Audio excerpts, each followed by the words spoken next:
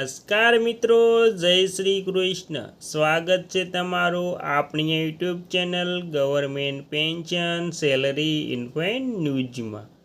તો આજે આપણે વાત કરવાના છે કે ગુજરાત રાજ્યના વિધવા મહિલાઓ માટે ખૂબ જ સારા સમાચાર વિશે.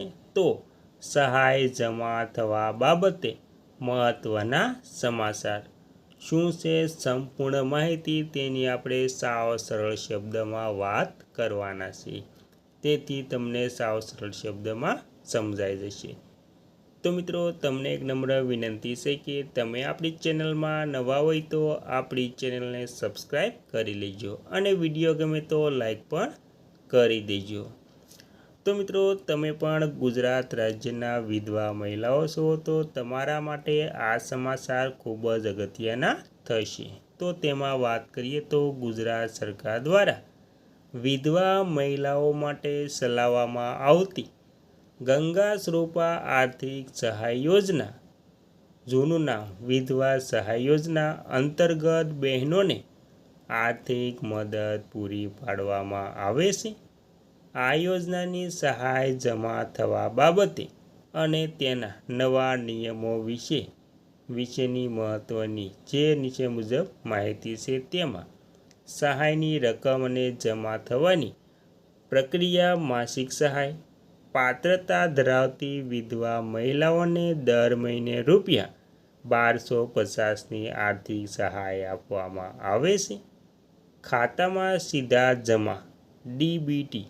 આ રકમ કોઈ વચેટિયા વગર સીધી જ લાભાર્થી મહિલાના બેંક અથવા તો પોસ્ટ ઓફિસ ખાતામાં ડાયરેક્ટ બેનિફિટ ટ્રાન્સફર એટલે કે ડીબીટી મારફતે જમા કરી દેવામાં આવે છે. તો મિત્રો, આવી રીતે કોઈ વચેટિયાને પૈસા ન આપતા ડાયરેક્ટ બેંક ખાતામાં પૈસા જમા થાય છે. અને ત્યારબાદ આપણે જાણીશું કે નવા નિયમ ઘરે બેઠા પૈસા. સરકારના નવા નિયમ મુજબ હવે બહેનોના ખાતા ઇન્ડિયન પોસ્ટ પેમેન્ટ બેંક આઈપીબી સાથે આધાર લિંક કરીને જોડવામાં આવ્યા છે.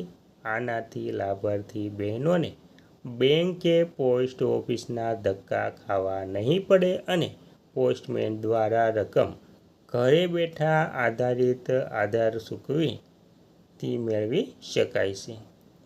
ત્યારબાદ સહાય જમા ન થવાના મુખ્ય કારણો. તો મિત્રો, ઉપજો તમારા ખાતામાં નિયમિત રીતે પૈસા જમા ન થાય તો તમે નીચેની બાબતો તપાસો અને આધાર સીડિંગ.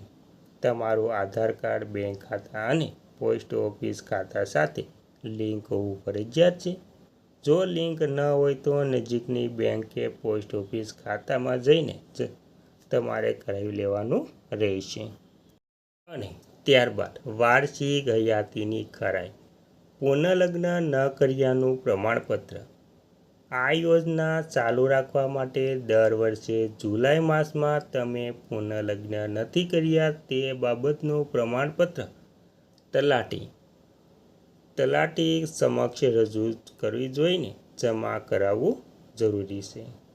જો આ ફોર્મ ભરવાનું ચૂકી જવાય તો સહાય અટકી શકે છે. તેનું બેંક ખાતું ઇનએક્ટિવ હોવું જોઈએ.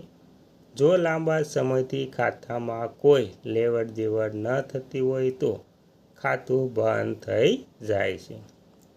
અને મિત્રો, બેંકમાં જઈને કેવાયસી અપડેટ કરાવવું જરૂરી.